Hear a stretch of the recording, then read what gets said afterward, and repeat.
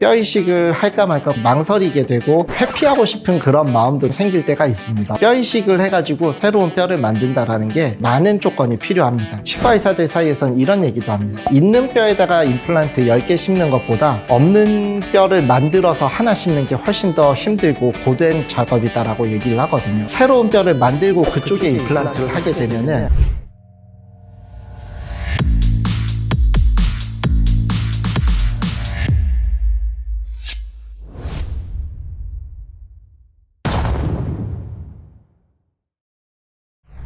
안녕하십니까. 치과의 성지현 채널의 성지현 원장입니다. 요즘 임플란트가 대중화되다 보니까 많이 듣는 얘기 중 하나가 뼈 이식을 하냐 마냐, 치과 의사들 간에도 이견이 생기는 부분이 있습니다. 그래서 한번 얘기를 해보면 좋지 않을까 해서 카메라 앞에 서게 되었습니다. 뼈 이식이 꼭 필요한 경우라고 말씀을 드려보면요, 임플란트가 잇몸 뼈 속에서 생존을 하려고 하면은 임플란트 주변으로 충분한 뼈가 확보가 돼야 됩니다. 5mm 정도는 수직적으로 좋은 뼈가 유지를 해줘야지 임플란트가 생존할 수 있다라고 해요. 그리고 임플란트 주변으로는 최소한 1mm에서 1.5mm 정도의 뼈는 있어줘야지 임플란트가 거기서 잘 기능할 수 있다라고 하는데, 잇몸 뼈라는 거는 치아를 발치한 순간부터 아니면 이미 발치하기 전부터 잇몸 염증으로 많이 상해 있거든요. 우리가 쓸 수 있는 뼈의 양, 가용골의 이 범위가 굉장히 좁아져 있는 경우가 많습니다. 그렇게 되면 이제 방법이 두 가지 중에 하나죠. 작은 임플란트를 심어서 뼈에다가 임플란트를 맞추는 방법이 있고, 아니면은 충분한 임플란트를 심되 거기에 맞춰서 뼈를 늘리는 방법이 있죠. 임플란트의 직경 사이즈를 줄이면 줄일수록 받아줄 수 있는 지지력이 약해지기 때문에 그것도 마냥 줄일 수는 없습니다. 가령 작은 어금니의 경우에는 직경이 4 정도는 되는 걸 심어주는 게 좋다라고 하고, 큰 어금니는 최소한 4.5, 여유 있게는 한 5mm 정도 직경의 임플란트를 심어주는 것이 좋다라고는 하는 이런 기준들이 있거든요. 임플란트의 생존 기준을 만족을 못 시킨다라고 하면은 그때는 뼈 이식을 해서 없어진 뼈를 다시 만들어야 되는 경우가 있습니다. 이런 경우가 뼈 이식이 꼭 필요한 경우라고 생각이 되어집니다. 다음으로 앞니 쪽에서 치아를 뺀 지가 너무 오래됐거나 빼기 전에도 염증이 너무 심해서 잇몸뼈가 꺼져 있는 경우는 잇몸뼈를 이식해서 원래의 잇몸뼈의 형태를 회복시켜 주고 나서 임플란트를 심으면은 심리적인 이유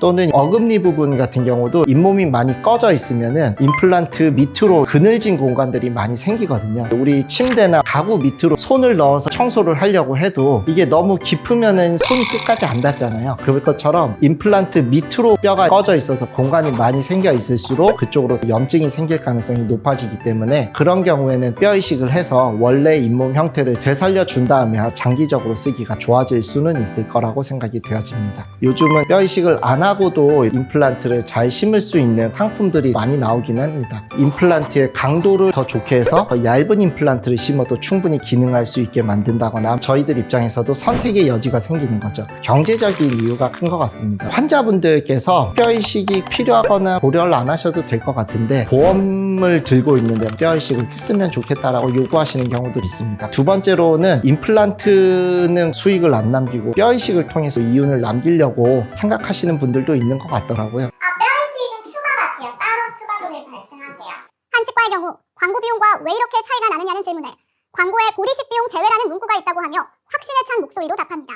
절대적인 건 아니에요. 환자분한테도 또 도움이 되니까 권하는 경우도 있고 여러 가지가 혼재돼 있을 거라고 생각을 하거든요. 근데 그런 사례들이 예전에 잠입 취재 같은 데서도 보이는 경우가 있더라고요. 발치를 한 후에는 잇몸뼈가 볼륨을 점점 줄이게 되는데 그게 너무 오래 지속되면 많이 줄어들죠. 틀니를 몇 년간 쓰셨다 그러면은 잇몸뼈로는 거의 자극이 안 갔었기 때문에 그만큼 많이 줄어 있을 가능성이 높다라고 생각이 듭니다. 위턱뼈 안에는 이제 상악동이라는 구조물이 있는데 많이 내려와 있으신 분들은 임플란트를 심기에는 충분한 높이가 없기 때문에 뼈 이식을 해야 되는 경우가 있죠. 환자분 입장에서 뼈 이식을 하시게 되면은 기능상, 심미적으로 장기적인 예후를 더 좋게 좋은 결과를 낼 수 있다는 점에서는 장점이 될 것 같습니다. 반대로 이식한 뼈가 내 뼈로 바뀌는 시간이 필요하기 때문에 치료 기간은 늘어나고, 임플란트를 심기 위해서 뼈를 만들어야 되는 부분으로 0.5cm에서 1cm 정도는 절개 부위가 늘어나게 됩니다. 치료 후에 붓기나 불편감도 더 심할 가능성이 높습니다. 이물이 들어가기 때문에 감염의 가능성도 높아지고요. 비용적인 면에서 더 큰 부담을 안아야 된다라는 단점도 생기게 됩니다. 뼈 이식을 할까 말까 망설이게 되고 회피하고 싶은 그런 마음도 생길 때가 있습니다. 뼈 이식을 해가지고 새로운 뼈를 만든다라는 게 많은 조건이 필요합니다. 치과 의사들 사이에서는 이런 얘기도 합니다. 있는 뼈에다가 임플란트 10개 심는 것보다 없는 뼈를 만들어서 하나 심는 게 훨씬 더 힘들고 고된 작업이다라고 얘기를 하거든요. 새로운 뼈를 만들고 그쪽에 임플란트를 하게 되면은 실패에 대한 부담이 커집니다. 뼈가 이 정도까지는 생겨줄 걸로 생각을 하고 임플란트를 위치시켰는데 뼈가 안 생겨줬을 때는 임플란트 자체도 실패로 갈 가능성이 높거든요. 그러다 보니까 환자분이 고생도 안 하고 나도 편할 수 있는 뼈 이식을 안 하고도 잘 기능하고 심리적으로도 좋아질 수 있는 그런 방법들을 많이 고민들을 하고 상품으로도 많이 나오고 있는 상황입니다. 뼈 이식은 어려운 과정이기는 하거든요. 의사가 정말로 필요하다라고 얘기한다라고 하면은 정말 필요해서 하는 거니까 잘 따라와 주시는 게 좋지 않을까라고 생각을 합니다. 뼈 이식을 할지 말지 애매한 상황이다.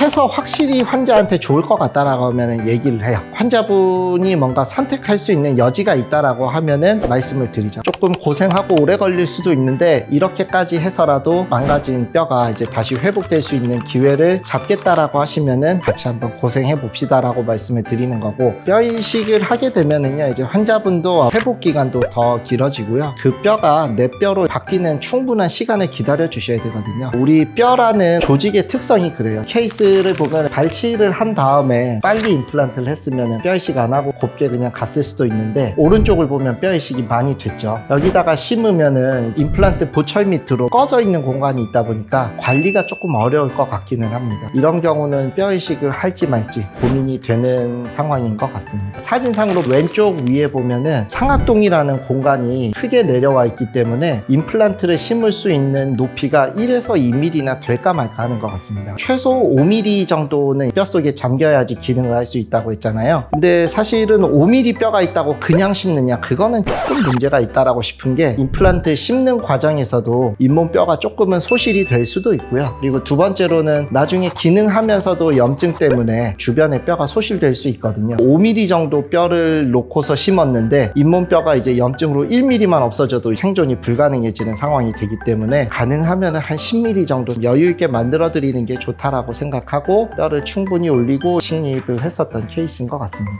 저도 주변에서 그런 얘기들을 많이 들어요. 뼈 이식을 해야 되는지 말아야 되는지 여기저기 얘기가 다르다. 저희 치과에 오셔서 그쪽에서는 뼈 이식 하라고 했다. 반면에 이제 저는 또 얘기가 다르면은 충분한 설명을 드려야 되는 상황들이 있거든요. 저도 이렇게 고민이 되고 혼란스러워 하는데 환자분들 입장에서는 더 고민이 될 것 같다라는 생각이 되어서 이 내용을 해봤고요. 조금 아쉬운 거는 뼈 이식이라는 거는 다양한 상황에 다양한 수식이 있고 처해져 있는 상황 등등 해가지고 제가 딱 무자르듯이 하세요, 하지 마세요 라고 말씀드리기는 조금 어려운 부분이 있었던 것 같습니다. 그래서 오늘 이 얘기를 하면서 조금 아쉬웠던 부분들 후속편으로 하나씩 해보면 되지 않을까라는 생각을 하고요. 네, 오늘도 시청해 주셔서 감사합니다.